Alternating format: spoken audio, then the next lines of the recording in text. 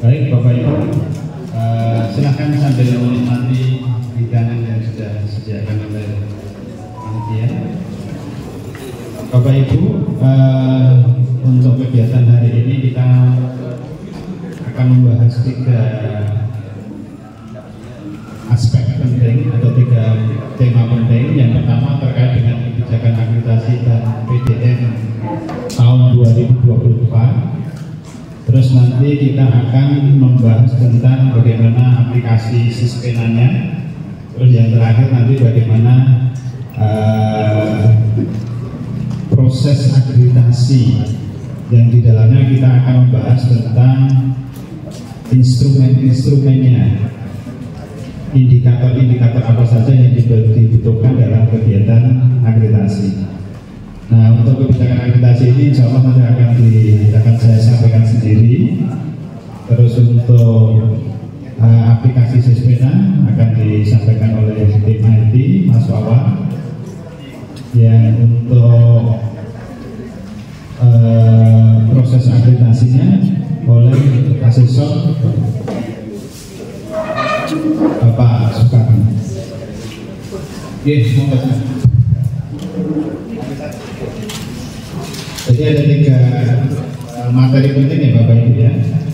Baik Bapak Ibu, izin saya memulai kegiatan hari ini terkait dengan kebijakan akreditasi dan PDN tahun 2024. Saya kira ini saya hanya sifatnya mengulang kembali memori Bapak Ibu yang kemarin sudah ikut di hotel. Bisa berapa persen yang ikut? Yang ikut bisa diangkat tangan. Yang ikut kemarin di Samarinda. Ya sekitar 20% ya. 20% ini akan menjadi mentor bagi teman-temannya ya. Jadi pembelajaran yang sifatnya kolaboratif nanti ya. Silakan nanti teman-teman yang lain bisa saling sharing pengalaman waktu di Samarinda seperti apa. Oke Bapak Ibu, yang akan kita bahas terkait dengan masalah kebijakan akreditasi dan PDN tahun 2024 ya. Nah ini terkait dengan regulasi akreditasi. Jadi regulasi akreditasi itu terkait dengan Permendikbud-Ristek nomor 38 tahun 2023 tentang akreditasi pendidikan anak usia dini, pendidikan dasar dan pendidikan menengah. Terus ada lagi Kemendikbud-Ristek nomor 246/0/2024 tentang instrumen akreditasi pendidikan anak usia dini, pendidikan dasar dan pendidikan menengah. Jadi kalau kita lihat di Kemendikbud ini yang 24 ini masih hangat ya, masih baru ya. Ini 2024 yang kemarin kita bedah di Samarinda yang ikutnya. Permendikbud-Ristek nomor 38 tahun 2023 tentang akreditasi pendidikan anak usia dini, pendidikan dasar dan pendidikan menengah ini terkait dengan cakupan, hasil, masa berlaku, akreditasi pertama kali dan akreditasi ulangan. Nah berikutnya cakupan akreditasi ya Bapak Ibu ya. Cakupan akreditasi ini terkait dengan beberapa hal. Yang pertama, akreditasi sebagaimana dimaksud dalam pasal 2 dilakukan terhadap A. Satuan pendidikan anak usia dini, satuan pendidikan dasar dan pendidikan menengah, program pendidikan kesetaraan. Khusus untuk program pendidikan kesetaraan ini instrumennya masih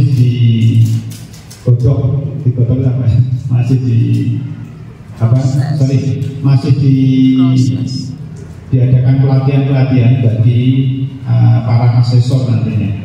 Kebetulan saya yang mewakili di Kaltim untuk mengikuti TOT instrumen akreditasi pendidikan kesetaraan. Jadi di pendidikan kesetaraan itu nanti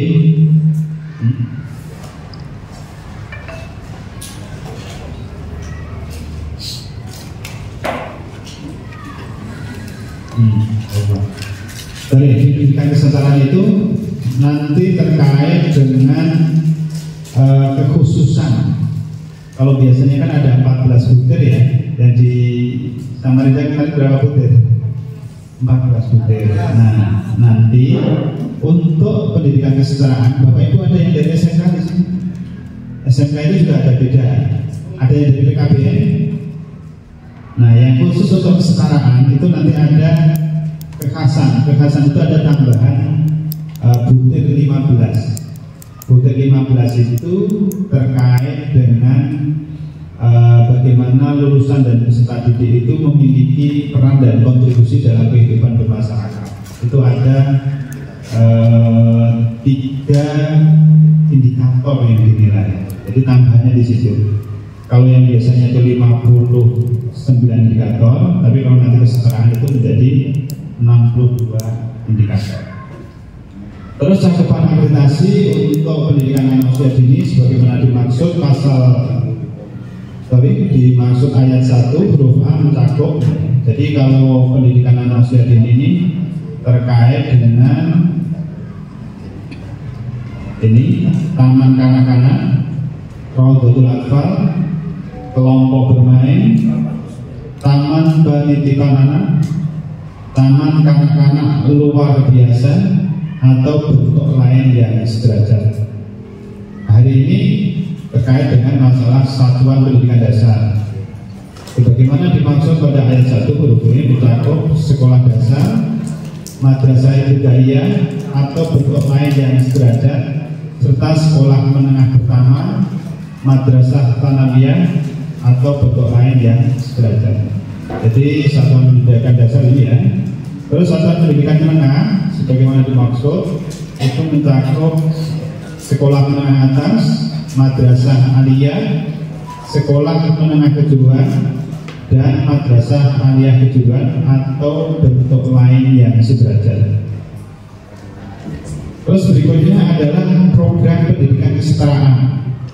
Program pendidikan kesetaraan sebagaimana dimaksud mencakup program pendidikan non formal yang menyelenggarakan pendidikan umum setara, yang menyelenggarakan pendidikan umum setara, sekolah dasar, madrasah ibtidaiyah, sekolah menengah pertama, madrasah tsanawiyah, dan sekolah menengah atas, madrasah aliyah atau bentuk lain yang sederajat, meliputi program paket A, program paket B, program paket C, dan bentuk lain yang sederajat, serta pendidikan kejuruan setara, sekolah menengah kejuruan madrasah aliyah, kejuruan yang berbentuk program paket C, kejuruan. Terus berikutnya ini ya Bapak Ibu ya. Sebenarnya kalau berbicara tentang regulasi kita agak terlek aja ya. Hasil dan masa berlaku akreditasi. Pasal 6 itu menjelaskan bahwa hasil akreditasi terhadap satuan pendidikan dan atau program pendidikan kesetaraan dinyatakan dengan status akreditasi. Status akreditasi sebagaimana dimaksud ayat 1 terdiri dari terakreditasi dan tidak terakreditasi. Bapak Ibu ada yang pernah mengalami kasus tidak terakreditasi? Pernah ya? Ya, mudah-mudahan tidak terulang dan tidak ada lagi. Yang berikutnya pasal 7 status terakreditasi sebagaimana dimaksud pasal 6 ayat 2 huruf A menunjukkan satuan pendidikan atau program pendidikan kesetaraan memenuhi kriteria minimum. Jadi kalau lembaga pendidikan Bapak Ibu itu sudah memenuhi kriteria minimum, maka akan mendapatkan status terakreditasi. Status terakreditasi pada ayat 1 terdiri atas 3. Kalau yang sudah memenuhi syarat minimum tadi, status akreditasinya maka akan ada terakreditasi A, B, dan C. Status tidak terakreditasi pasal 7 ayat 3 sebagaimana dimaksud dalam huruf 6 ayat 2 huruf B menunjukkan satuan pendidikan atau program kesetaraan tidak memenuhi kriteria minimum. Jadi kuncinya kan sebenarnya cuma dua ya, memenuhi kriteria minimum atau tidak memenuhi. Kalau memenuhi berarti terakreditasi. Kalau terakreditasi punya peringkat ya tadi ya, ada peringkat A, B, dan D. Berikutnya mekanisme akreditasi pertama kali ya. Nah, akreditasi pertama kali adalah kegiatan penilaian untuk menentukan kelayakan terhadap satuan pendidikan dan atau program pendidikan kesetaraan baru dan yang belum memiliki status akreditasi. Jadi mungkin Bapak Ibu ada sekolah yang belum pernah mendapatkan akreditasi, ini masuk di dalam cakupan akreditasi pertama kali. Nah, di pasal 8 dijelaskan akreditasi pertama kali dilakukan terhadap satuan pendidikan dan atau program pendidikan kesetaraan baru. Ada nggak Bapak Ibu yang di sini yang baru? Yang belum pernah mendapatkan status akreditasi ada ya? Oke. Satuan pendidikan dan atau program pendidikan kesetaraan yang belum memiliki status akreditasi. Ada juga ya yang belum ada status akreditasinya. Nah, terus yang pasal 8 ayat 2, satuan pendidikan dan atau program pendidikan kesetaraan baru sebagaimana dimaksud pada ayat 1 huruf A wajib mengajukan akreditasi untuk pertama kali kepada BAN paling lambat 2 tahun setelah mendapatkan izin pendirian. Jadi ini kalau sudah mendapatkan izin pendirian wajib mengajukan akreditasi. Satuan pendidikan dan atau program pendidikan kesetaraan sebagaimana dimaksud pada ayat 1 huruf B yang telah mendapatkan izin pendirian lebih dari 2 tahun ini juga wajib mengajukan akreditasi. Terus berikutnya di bab 1 pasal 1 poin 8 ini terkait dengan akreditasi ulang. Kalau di perguruan tinggi itu karena kebetulan saya di perguruan tinggi itu namanya reakreditasi. Reakreditasi itu akreditasi ulang. Nah, akreditasi ulang adalah penilaian kelayakan terhadap satuan pendidikan dan atau program pendidikan kesetaraan yang dilakukan melalui mekanisme otomasi untuk perpanjangan status akreditasi dengan peringkat akreditasi yang sama dan menggunakan mekanisme pemeriksaan lapangan jika terdapat dugaan penurunan dan peningkatan mutu. Jadi rata-rata kalau di otomasi itu ya di rapor pendidikannya ya yang dilihat itu fokus di rapor pendidikannya itu biasanya sama. Nah, sedangkan Bapak Ibu yang sudah atau sering melihat rapor pendidikan sekolah silahkan dikoreksi. Ada nggak kira-kira peningkatannya? Kalau kok merasa ada dan mendapatkan otomasi kan bisa sebenarnya. Ada yang mengajukan di bank, saya dapat otomasi tapi kok nilainya sama. Yang parah nanti kalau otomasinya C ya, 5 tahun aja Pak ya. Nah, itu kan jadi masalah. Makanya sebenarnya di situ mari kita sama-sama berkaca. Kira-kira pengelolaan lembaga kita seperti apa? Ya rapor pendidikannya naik dan jangan sampai otomasinya sama. Kalau C masa C terus 5 tahun itu agak enak gitu ya rasanya. Nah, itu yang harus maksud saya itu saya pengen ada ketersinggungan dalam diri kita sebagai pengelola lembaga. Kalau nilai akreditasi C itu saya tersinggung sebagai pengelola itu. Artinya ketersinggungan yang positif. Bagaimana menumbuhkan semangat. Malu dong setelah saya dapat C. Rasa malu yang sebetulnya saya boleh saja. Akhirnya rasa malu yang bisa menumbuhkan kesadaran kita. Bagaimana lebih intens lagi, lebih intens lagi, lebih kreatif lagi dalam mengelola lembaga, sehingga ya jangan serius. Tapi kalau untuk sementara saya tingkat kepuasan orang itu masing-masing macam-macam. Ada yang cukup C, ada yang cukup B, ada yang pengennya A, ya macam-macam. Nanti kalau bilang-bilang para ustadz itu itu kan urusan dunia, itu sudah rekor itu. Tapi bagaimanapun juga kan kita juga dimintai pertanggungjawaban. Kalau Pak Yai sering ngomong, ya tiap-tiap dari kita itu kan pimpinan, pemimpin. Dan pemimpin itu akan dimintai pertanggungjawaban. Ketika Bapak Ibu menjadi kepala sekolah, salah satu bentuk pertanggungjawabannya kan di situ. Ya. Jadi Bapak Ibu yang kepala sekolah tumbuhkan rasa malu dalam nilai C. Tapi bukan hanya sekedar peringkat sebenarnya dicari, tapi bagaimana mengimplementasikan tadi bahwa kebijakan-kebijakan itu benar-benar berorientasi pada penguatan dan pengembangan mutu pendidikan. Bapak Ibu, saya lanjutkan terkait dengan mekanisme akreditasi. Berikutnya di akreditasi ulang dilakukan melalui mekanisme otomasi ya. Di pasal 17 dijelaskan dalam hal terdapat dugaan penurunan mutu pada satuan pendidikan dan atau program keseluruhan berdasarkan ini ya, pemantauan dan analisis data, pengaduan masyarakat, informasi lain yang dapat dipertanggungjawabkan dan dapat menugaskan asesor untuk melakukan penilaian melalui pemeriksaan lapangan.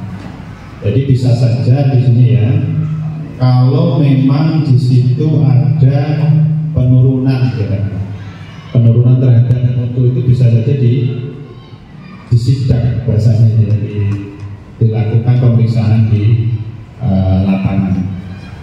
Terus berikutnya, pemeriksaan terhadap satuan pendidikan atau program kesetaraan yang terdapat dugaan penurunan mutu sebagaimana dimaksud pada ayat 1 dapat dilakukan sewaktu-waktu. Saya yakin Bapak Ibu sudah bisa melihat kondisi menakar bagaimana implementasi di masing-masing satuan pendidikan Bapak Ibu sekalian. Terus berikutnya mekanisme akreditasi ulang. Dalam hal terdapat dugaan peningkatan mutu pada satuan pendidikan dan atau program pendidikan kesetaraan berdasarkan tadi kurang lebih sama. Kalau yang pasal 17 itu terkait dengan penurunan ya tadi ya, penurunan. Nah ini pasal 17 itu ada penurunan ya, tapi kalau pasal 18 ada peningkatan. Nah Bapak Ibu, kita akan lanjut ke tema terkait dengan ini ya, Kemendikbudristek. Saya itu sering salah kalau Kemendikbudristek kalau saya biasanya Kemendikbudristek nomor 246 dari bising 2020-2024 tentang instrumen akreditasi ya di pendidikan anak usia dini, pendidikan dasar dan pendidikan menengah. Jadi kurang lebih sama nanti instrumennya, anak PAUD, SD, SMP, SMA. Ini, nah ini terkait dengan pertimbangan ya. Jadi kita lanjut aja. Ini untuk memutuskan ya anak usia dini. Tadi sudah ya, ini kurang lebih sama ya. Jadi saya lanjutkan aja ya. Nah di sini kita lihat ya, untuk PAUD atau sederajat ini ada 3 komponen. Komponen kinerja pendidik dalam mengelola proses pembelajaran yang berpusat pada peserta didik. Ada komponen terkait dengan kepemimpinan kepala sekolah, kepemimpinan kepala satuan pendidikan dalam mengelola satuan pendidikan, dan iklim lingkungan belajar. Ini yang sudah Bapak Ibu pelajari kemarin di Samarinda. Ada 3 komponen. 3 komponen ini nanti di breakdown lagi menjadi 14 butir. 14 butir menjadi 59 indikator. Bapak Ibu menyiapkan yang mana? Menyiapkan yang 59 indikator. Kan logikanya seperti itu ya. Kalau di breakdown nah, terus berikutnya, sorry tadi yang pokoknya, yang SD, SMP, SMA, SMK sederajat, ini ada 4 komponen.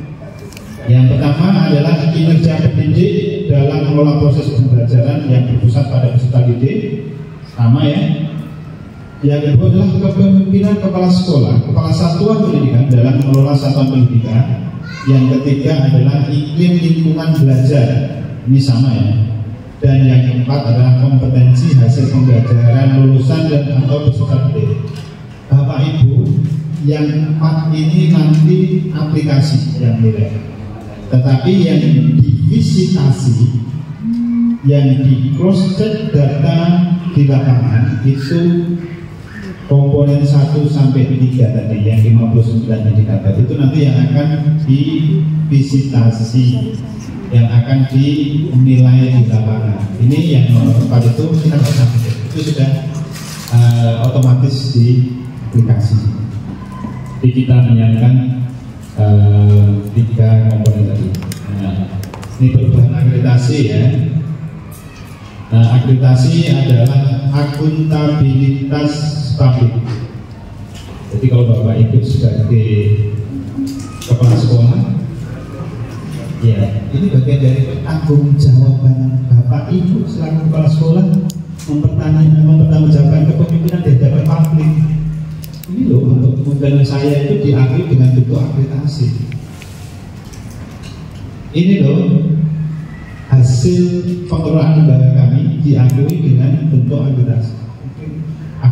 Akreditasi sebagai dari akuntabilitas pertanggungjawaban kinerja kita terhadap masyarakat itu salah satu bentuknya adalah akreditasi. Nah, karena akreditasi adalah akuntabilitas publik, ada beberapa hal yang perlu kita catat. Satuan pendidikan sebagai lembaga layanan publik harus akuntabel kepada publik. Akuntabel itu apa? Apa kira-kira akuntabel itu? Akun itu kan bisa dihitung ya. Maksudnya apa? Akuntabel itu? Apa kira-kira itu? Akuntabel itu?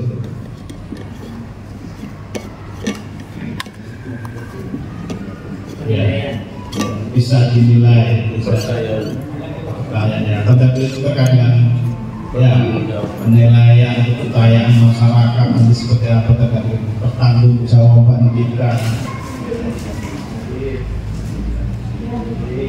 Karena tadi harus akuntabel kepada publik, maka satuan pendidikan wajib diakreditasi. Jadi kalau ada satuan pendidikan kalau tidak mau diakreditasi, ini kan menyalahi juga, menyalahi dari amanah bahwa akreditasi adalah akuntabilitas. Ukuran akuntabilitas adalah kualitas layanan pendidikan yang disediakan satuan pendidikan kepada siswa. Jadi ini akuntabilitas itu difokuskan pada kualitas layanan pendidikannya. Makanya tadi ada beberapa item, terutama terkait dengan item pertama dan komponen pertama dan komponen kedua. Bagaimana peran pendidik dalam proses pembelajaran itu kan terkait dengan sebuah layanan. Bagaimana kepala sekolah membangun iklim belajar yang kondusif, itu kan juga bagian dari layanan pendidikan yang diberikan dalam proses pembelajaran terhadap siswa. Terus berikutnya, akreditasi adalah alat untuk penjaminan mutu. Bahwa itu kebetulan saya di kampus itu bagian lembaga penjaminan mutu. Jadi semua itu rata-rata ini gimana ini mutunya, ini gimana mutunya. Penjaminan mutu itu kan bagaimana memastikan proses-proses bisnis pendidikan itu sesuai dengan standar yang sudah ditetapkan. Jadi kalau kita berbicara penjaminan mutu berarti kita berbicara tentang standar. Makanya tadi ketika Bapak Ibu itu memenuhi standar minimum terakreditasi. Tapi kalau tidak memenuhi standar minimum tidak terakreditasi. Jadi penjaminan mutu itu orientasinya pada standar. Nah, standarnya memang tadi sudah disampaikan, ada komponen dan seterusnya. Standar-standar yang harus diturunkan. Standar itu diturunkan dalam bentuk instrumen tadi. Nah, hasil akreditasi berfungsi sebagai umpan balik bagi satuan pendidikan untuk perbaikan kualitas secara berkelanjutan. Makanya nanti kalau Bapak Ibu itu sudah dilakukan visitasi, biasanya di situ kan ada beberapa catatan ya. Kalau di PAUD itu ada istilahnya PHA. Nah, itu akan kelihatan apa sih lemah dari proses bisnis pengelolaan pendidikan kita. Nah, itu nanti menjadi salah satu umpan balik. Pemahaman tentang kualitas harus benar. The objective of education is learning. Nih, waspadai dan hindari jebakan indikator-indikator mimikri yang berakibat schooling without learning. Ini kan jadi masalah ya. Ada nggak yang sekolah hanya sekedar nama saja, tapi proses pembelajaran tidak ada? Nah, ini harus diada. Mimikri itu apa ya? Mimikri itu kan ceritanya kayak pulau itu, setahu saya. Ada sebuah pulau, yaitu pulau yang beracun. Jadi siapapun yang masuk itu ada pesanan racun. Jadi jebakan-jebakan mimikri itu maksud saya seperti ini. Ini hanya metamorfosis gitu. Tampaknya bermutu tapi tidak bermutu. Maksudnya seperti itu. Jangan sampai kita itu hanya mengejar target A, tapi sesungguhnya kita belum pantas. Nah, itu yang perlu makanya akreditasi itu harus by design. Kita rencanakan, kita bangun bersama, kita manage, kita planning sedemikian rupa sehingga proses-proses yang kita jalankan itu memang sesuai dengan indikator-indikator yang sudah ditentukan di situ. Seperti itu ya Bapak Ibu ya. Jadi jangan hanya ibaratnya seperti bedak saja. Bedak itu kan mudah luntur ya. Ya nggak tuh, kayak bedak. Oh Bapak kan jadi katanya. Bedak itu mudah luntur. Tapi bagaimana akreditasi itu menjadi inner beauty gitu.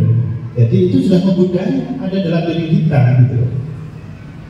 Nah, terus berikutnya, kesalahan memaknai kualitas akan berdampak pada kesalahan arah dalam pengembangan satuan pendidikan. Ini jelas ya. Ini orientasinya bahwa memaknai kualitas tadi, ya.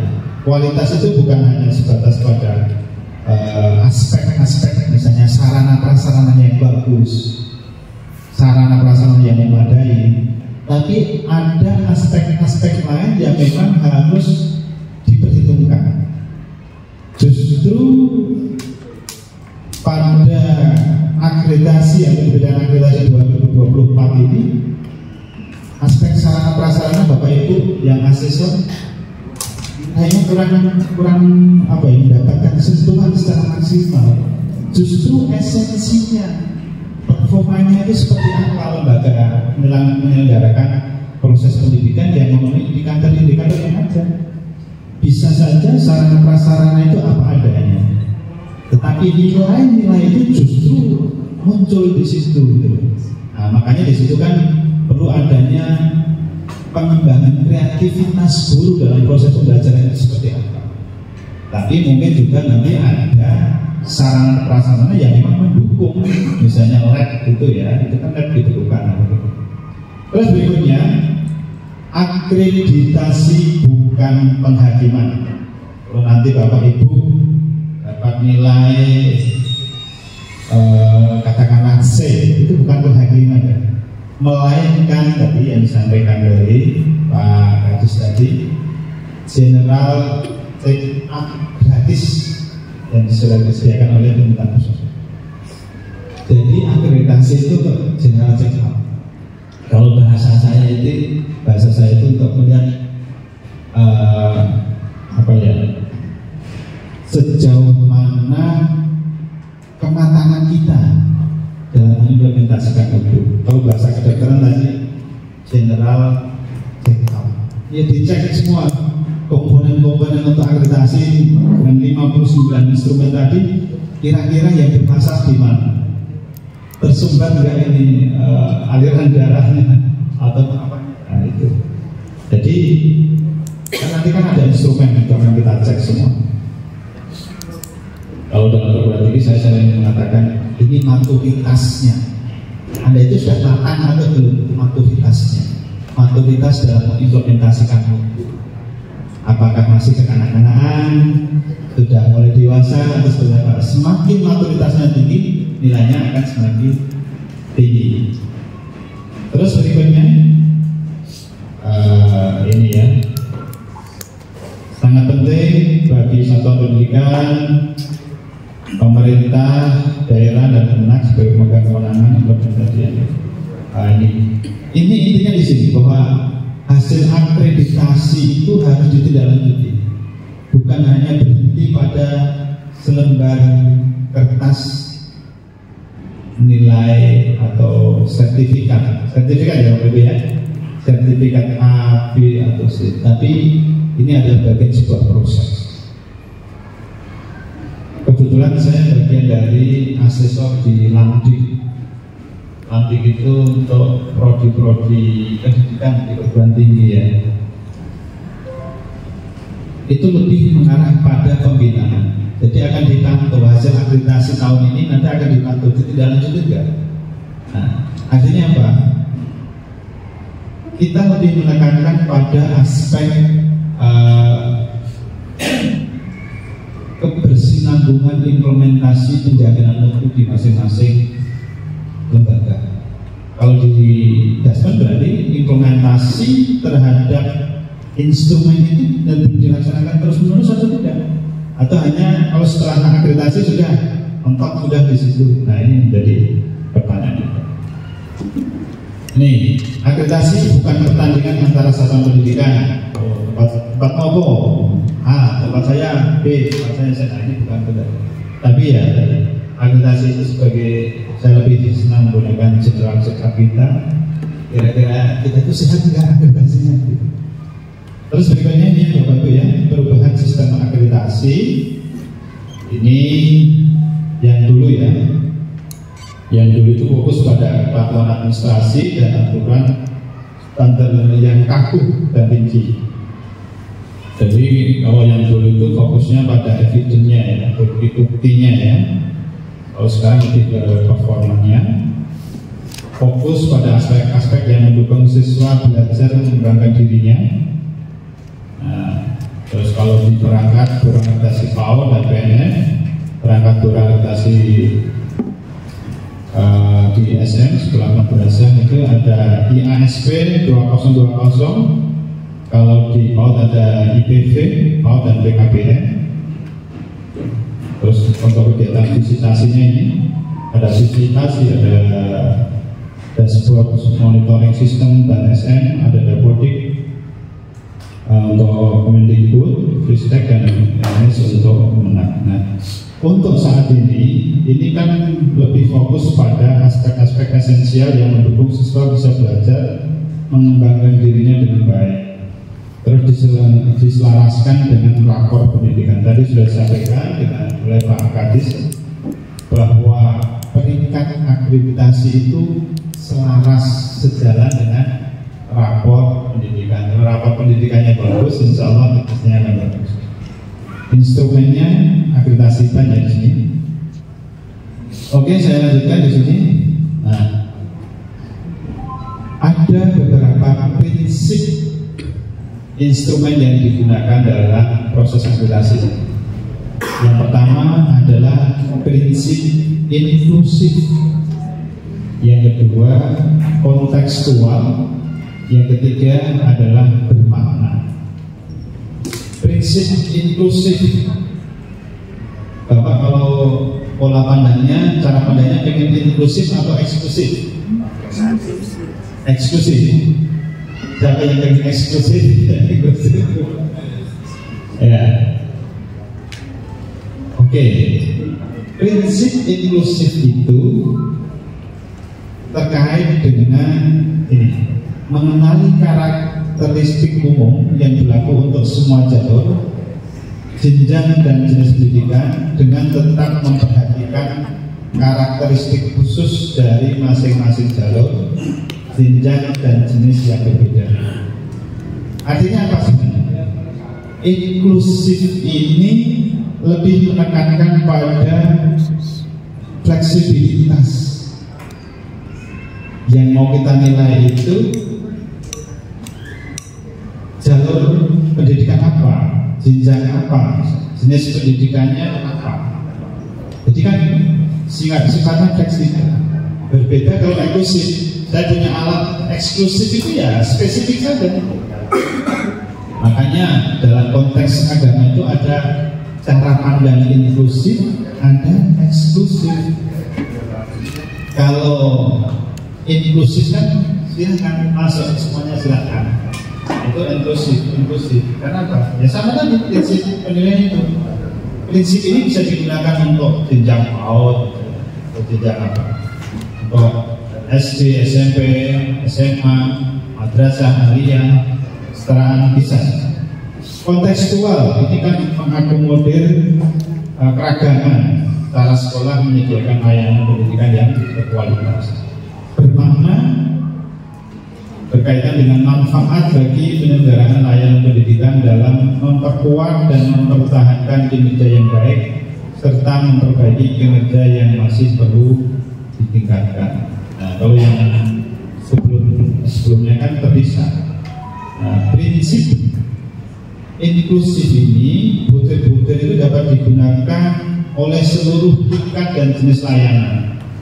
Misalnya bisa digunakan tadi sudah saya sampaikan untuk PAUD, untuk dasmen, bisa. Kontekstual ya, penggalian data itu dapat untuk membuktikan apakah sudah terjadi peristiwa atau kondisi di layanan yang berbentuk penerapan dapat sangat beragam antar sekolah. Jadi kontekstual itu ya silahkan disesuaikan dengan konteks masing-masing sekolah yang beragam. Terus berikutnya, apa kinerja yang kita ukur dari akreditasi? Ada beberapa kinerja yang diukur, yaitu kinerja satuan pendidikan dalam menyediakan layanan pendidikan yang berkualitas. Kinerja yang kita percaya berdampak bagi murid itu antara lain, yang pertama adalah kinerja pendidik dalam menghadirkan proses pembelajaran yang sesuai dengan kebutuhan belajar peserta didiknya. Terus gemar belajar, berefleksi untuk meningkatkan kompetensinya agar dapat memberikan pendampingan dengan baik kepada peserta didik. Bapak Ibu yang kami hormati, saya ingin tanya, kira-kira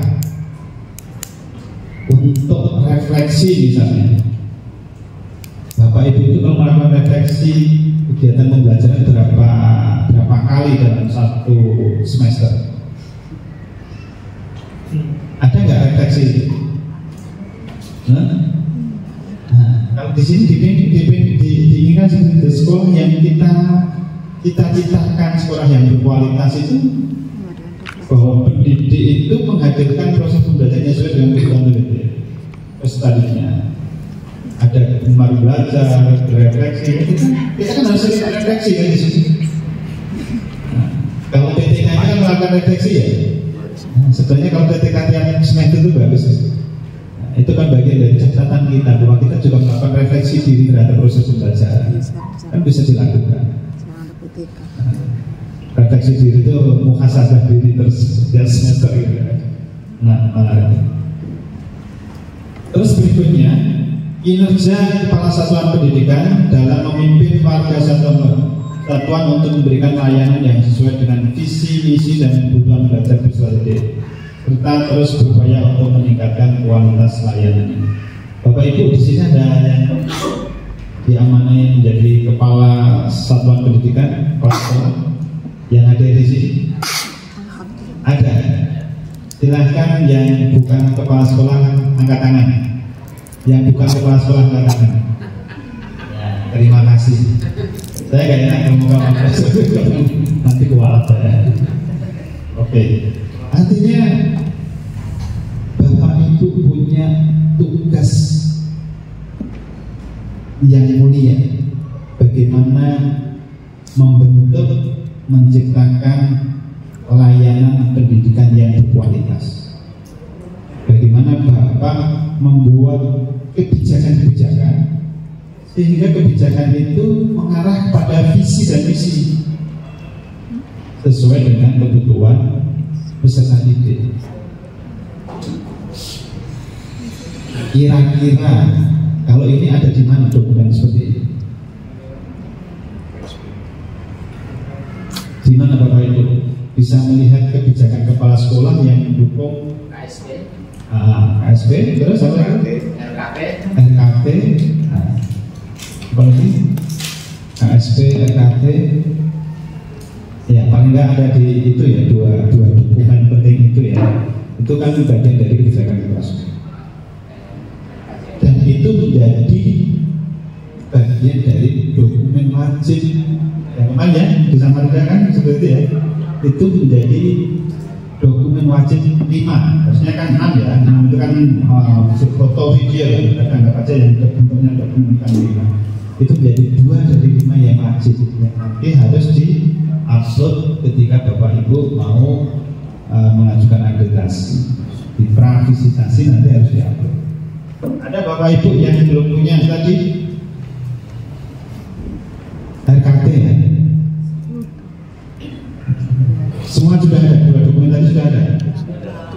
Ya kalau tidak ada, kalau tidak ada terus gimana selama ini gitu kan? Tapi bisa saja ya, nggak ada ya? Bisa saja ya? Tapi alhamdulillah yang di sini sudah aman ya? Ya. Yang kemarin ikut di Samarinda 5 dokumen itu sudah tersedia semua gitu? Insya Allah Pak. Ya, kalau sudah tersedia semua ya berarti nanti kalau pasti skena silahkan dicoba latihan upload. Sudah dicoba upload belum? Sudah. Yang belum nanti bisa dicoba. Terus DKA-nya sudah diisi? Silahkan. Pokoknya ngisi DKA itu indikatornya apa yang sudah Bapak lakukan untuk mencapai indikator itu. Intinya itu menceritakan loh. Ingat, menceritakan itu bukan menghayal. Menghayal itu sesuatu juga diri kita. Menceritakan berarti apa yang sudah kita lakukan, yang sudah kita alami, sudah kita rasakan. Silahkan ceritakan.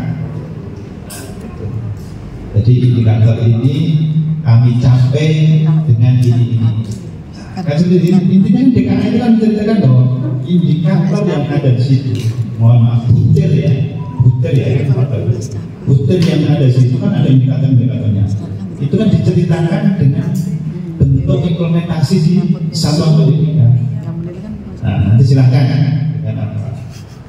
Terus berikutnya, kinerja satuan pendidikan dalam membangun iklim lingkungan belajar yang membuat peserta didik dan warga satuan lainnya merasa aman, kebutuhannya terpenuhi, serta ada sikap positif terhadap keberagaman.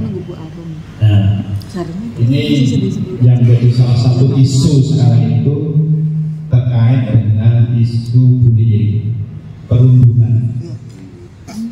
Bahkan korban bullying itu bisa nyampe bunuh diri ya. Kalau Bapak Ibu lihat di TV itu kan seperti itu ya, sampai bunuh diri nyampe apa. Ini kan sesuatu yang mengkhawatirkan sebenarnya. Nah, tugas Bapak Ibu, terutama Bapak-bapak kepala sekolah, bagaimana menciptakan iklim lingkungan belajar, iklim sekolah yang ramah terhadap anak, iklim lingkungan belajar yang aman secara fisik, aman secara psikologis. Kalau perundungan itu kan nggak aman secara psikologis. Saya cerita sedikit. Kebetulan anak saya itu kan saya sekolahkan di pondok, masih SMP kelas 2. Nah, saya paling kecil di sekolah. Di situ ternyata ada pengaduan dari orang tua. Ada siswa yang sering melakukan bullying terhadap temannya. Karena di situ ada grup komunitas orang tua, wali gitu ya. Terus disampaikan di situ. Ternyata sekolahnya sangat tanggap sekali luar biasa. Anak ini langsung dilakukan pembinaan. Tapi kasus terakhir saya nggak ngerti. Yang jelas langsung dipanggil karena ini berbahaya kalau terus sekalipun itu hanya satu anak ya, tapi image sekolah itu akan menjadi negatif. Ya, alhamdulillah. Pokoknya ketika ada sesuatu yang kira-kira itu membahayakan terhadap keamanan baik psikis maupun psikologis, harus segera direspon. Karena bagaimana juga kadang anak melakukan bullying itu juga tidak lepas dari pengalaman hidup sebelumnya, ya kan? Tidak serta-merta bahwa itu bagian dari hasil pendidikan di sekolah, tapi bisa saja karena pengalaman sebelumnya, bisa saja masih SD pernah dibully, kenapa dia pengen balas dendam. Artinya sikap tanggap responsif Bapak Ibu selaku pengelola lembaga pendidikan harus benar-benar bisa diimplementasikan. Nah, berikutnya saya ingin menyampaikan terkait kinerja yang diukur ini selaras dengan kerangka regulasi evaluasi sistem pendidikan ya tadi ya. Ada komponen kinerja pendidik dalam proses pembelajaran, ada kepemimpinan kepala sekolah dalam pengelolaan satuan pendidikan, ada iklim lingkungan belajar, dan ada hasil belajar. Nah ini sumbernya itu ada data primer yang dikumpulkan oleh asesor melalui instrumen akreditasi ya, berarti melalui visitasi. Nah di butir instrumen akreditasi itu ada 4 butir. Ada 4 butir untuk kinerja pendidik dalam proses pembelajaran. Ada 5 butir untuk kepemimpinan kepala sekolah, kepala satuan. Ada 5 butir untuk iklim lingkungan belajar. Jadi total untuk adjustment itu ada 14 butir ya. Nah 14 butir ini kalau kita lihat relevansinya dengan standar nasional pendidikan, ini ada di ASIS. Kinerja pendidik ini terkait dengan SKS, proses, kemudian standar ya, standar SKS, standar proses, standar penyelenggaraan pendidikan. Terus terkait dengan kepemimpinan kepala sekolah, ini terkait dengan standar pengelolaan, satgas, pembiayaan, iklim lingkungan belajar ini terkait dengan pengelolaan satgas. Nah, kalau hasil belajar kan SKL semua ya. Nah di rapor pendidikan, nah di dasmen dan PAUD ini ada D1, D2, S1, D17. Silahkan nanti dilihat rapor pendidikan Bapak Ibu. Ada yang belum pernah lihat rapor pendidikan? Sudah. Nah nanti kan inline sebenarnya ya. Oke, jadi semuanya itu sebenarnya matching ya tadi yang disampaikan Pak Kadis. Oke Bapak Ibu, saya lanjutkan. Monggo sambil minum, kalau mau minum sambil minum silakan. Nah ini ya, tadi isomorphic in snacks and schools. Jadi tampaknya beracun tapi tidak beracun.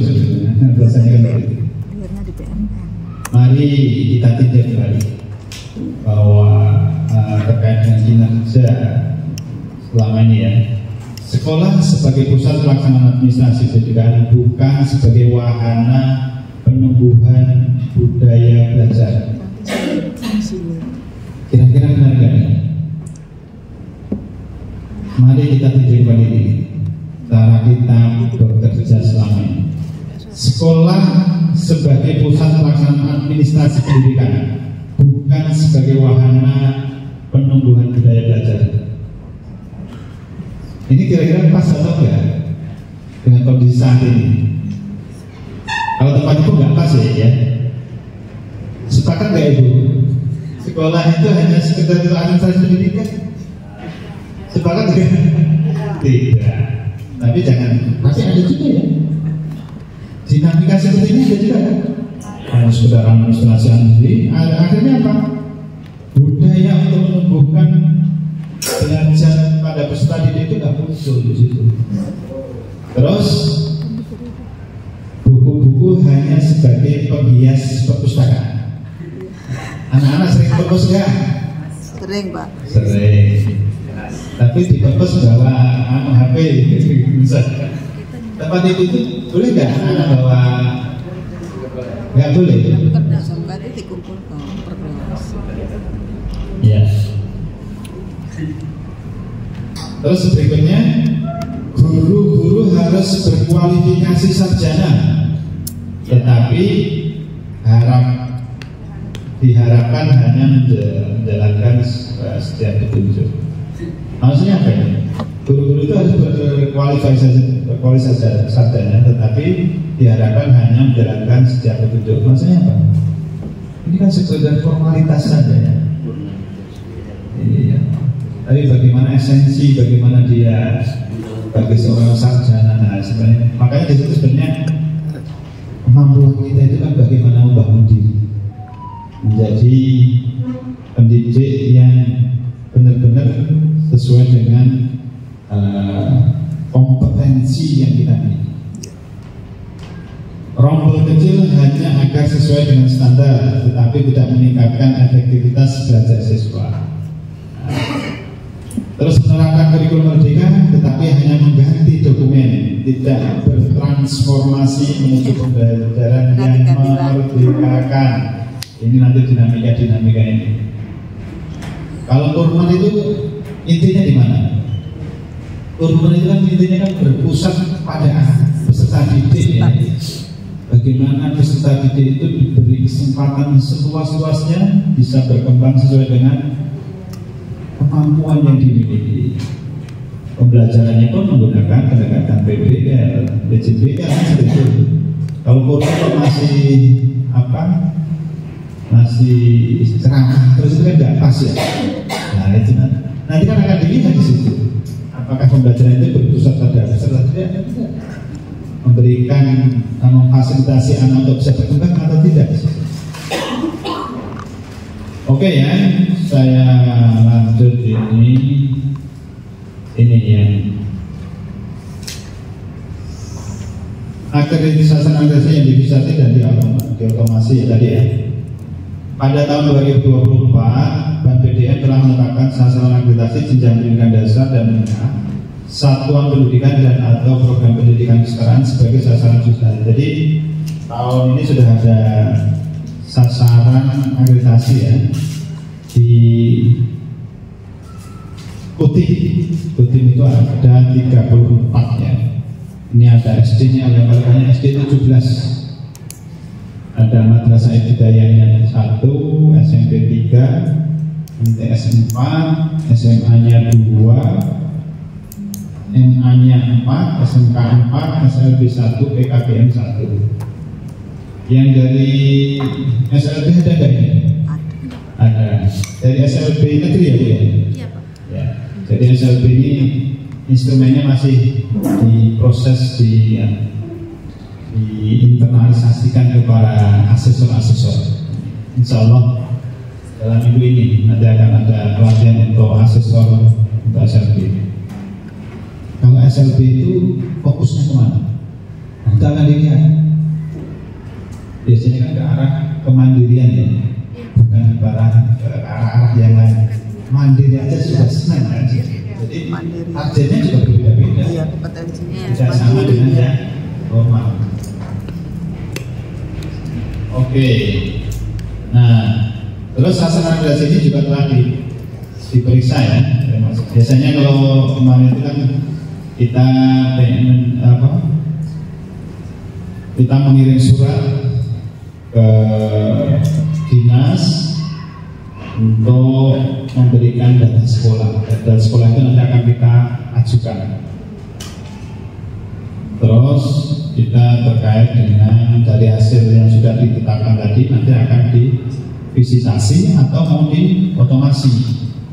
Nah, tentu kalau divisitasi menjadi sasaran baru ya, dan sasaran akreditasi ulang, bisa itu sifatnya akreditasi maupun reakreditasi.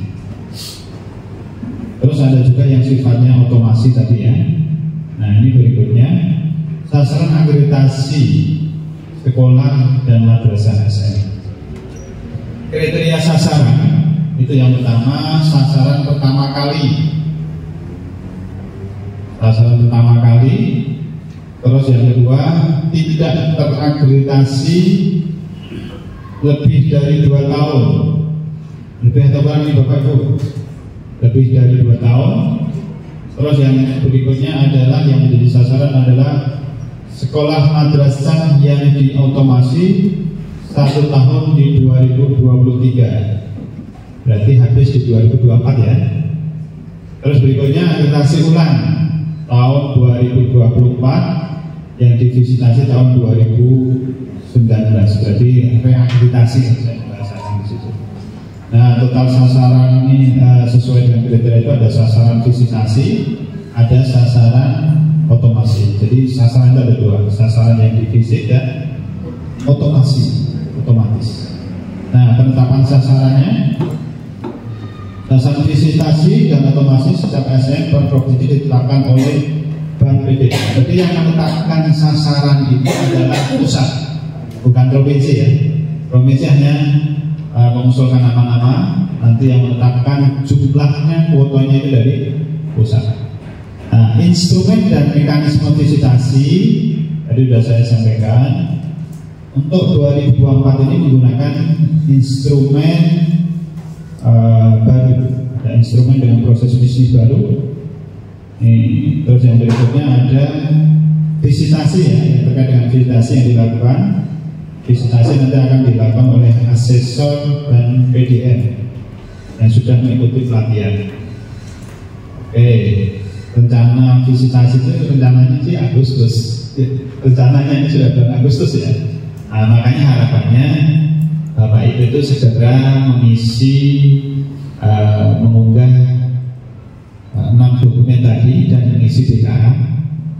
Nah, setelah itu nanti insya Allah mulai bulan September sudah bisa dilaksanakan visitasi. Dari sekian banyak ini yang sudah mengisi berapa orang? Bisa angkat tangan yang belum mengisi. Yang belum mengisi silakan angkat tangan. Yang belum mengisi. Belum mengisi. Alhamdulillah. Yang tidak angkat tangan banyak. Nggak tahu. Saya katakan yang belum mengisi. Minimal sudah mengajukan. Yang belum mengajukan, kan kita ada surat permohonan tadi. Sudah semuanya ya. Sudah. Yang mengupload data belum. Ya, pokoknya mulai hari ini langsung diupload. Iya Pak. Kalau lembur-lemburnya kan cuma berapa menit tuh?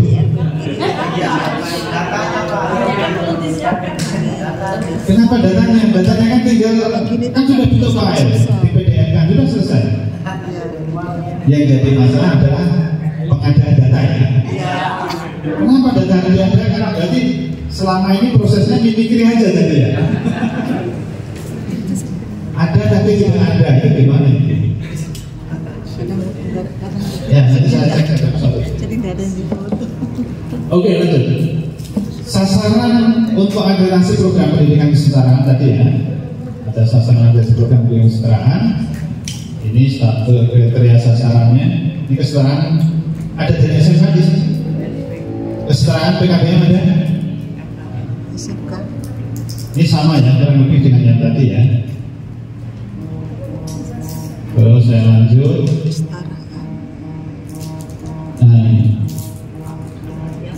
Apa ini?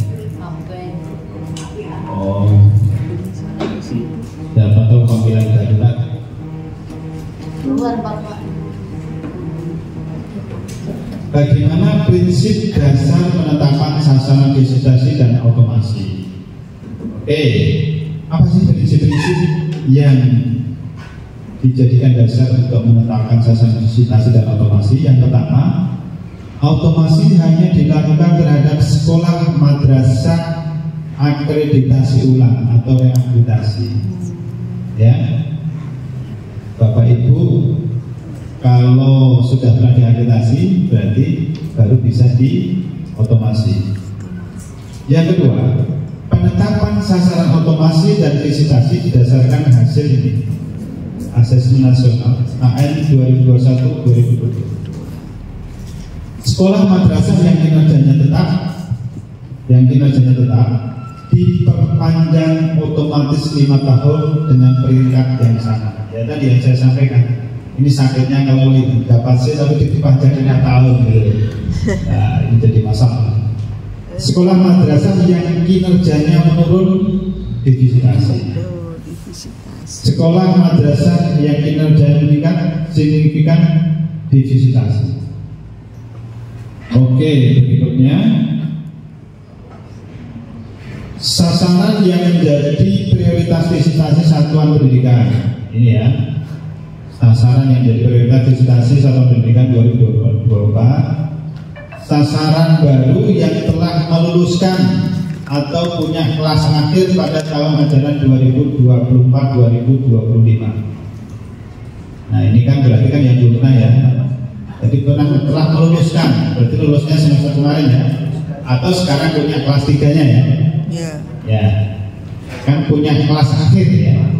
Atau punya kelas akhir. Terus yang berikutnya, satuan pendidikan yang berstatus tidak terakreditasi atau TT selama 2 tahun atau lebih. Nah, satuan pendidikan yang mendapatkan perpanjangan 1 tahun sudah sampai pada 2023. Satuan pendidikan yang menurut dashboard kinerjanya menurun. Oke, mekanisme proses akreditasi tahun 2024. Ini mekanismenya Bapak Ibu ada 7 tahapan, mulai dari identifikasi penetapan sasaran akreditasi. Nah, terus yang kedua adalah sosialisasi. Ada identifikasi penetapan, ini kan sudah ya, sudah ditetapkan ya. Katakanlah kutip ada 34 satuan yang akan menjadi sasaran akreditasi. Terus berikutnya setelah ditetapkan sasarannya, dilakukan sosialisasi. Hari ini kita pada tahap yang kedua. Nah, setelah sosialisasi nanti ada tahap namanya pravisitasi. Di pravisitasi tadi kan ada Bapak Ibu kan mengajukan akreditasi, melengkapi 6 dokumen yang diupload di Siswena, mengisi DKA. DKA itu akan dinilai oleh asesor. DKA itu menjadi gambaran bagaimana lembaga satuan pendidikan mengimplementasikan 3 komponen tadi. Itu yang akan diberi pravisitasi. Nah, setelah pravisitasi nanti akan hasil penilaian dari pravisitasi itu nanti ditindaklanjuti. Pravisitasi itu kan kerjanya kan baik dokumen ya, di desevaluasi ya, atau asesmen kecukupan lah bahasanya, di desevaluasi. Nah, dari pravisitasi itu tadi nanti asesor akan punya beberapa catatan. Nanti bisa di pravisitasi kan ada beberapa formulir yang bisa dikomunikasikan dengan asesi.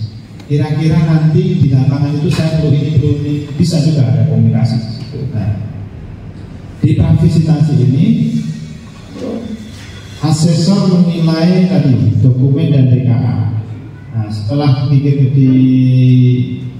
dinilai, maka langkah berikutnya adalah visitasi dan penilaian.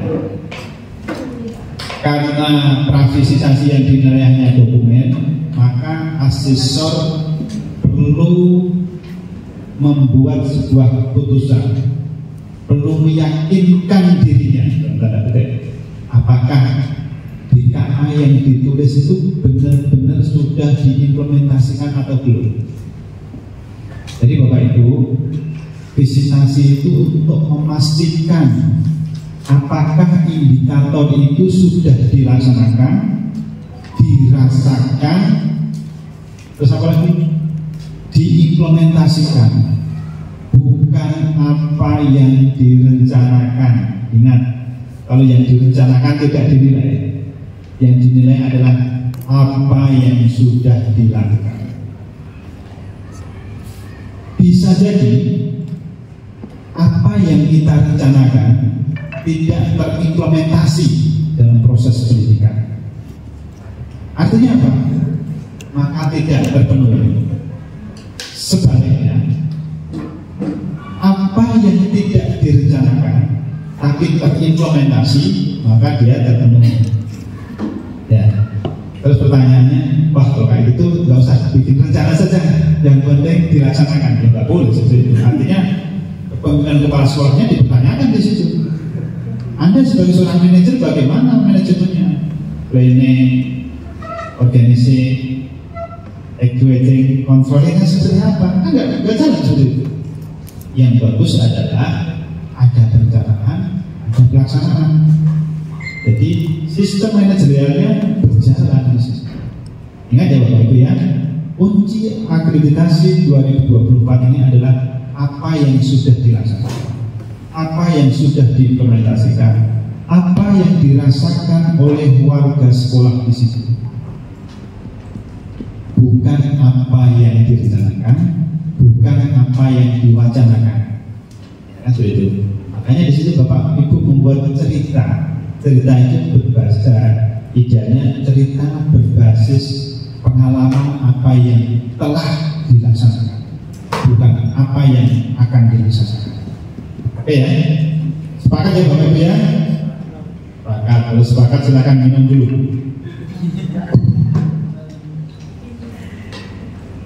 Sudah habis minumnya.